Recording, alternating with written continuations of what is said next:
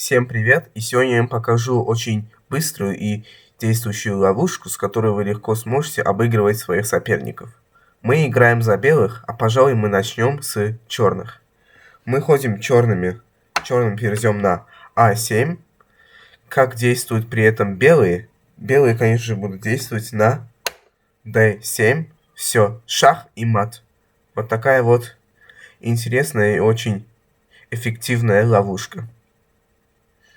При этом обратите внимание еще, что король никуда не может отойти. Ни на d8, ни на f8 и даже не на e7.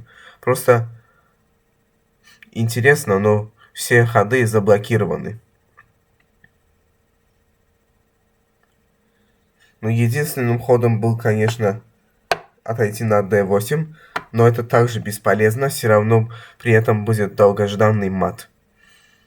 Вот такая вот интересная ловушка. Все, всем пока. Спасибо тем, кто смотрит мое видео. Ставьте лайки и подписывайтесь на канал и делитесь этой тактикой со своими друзьями. Все, всем пока.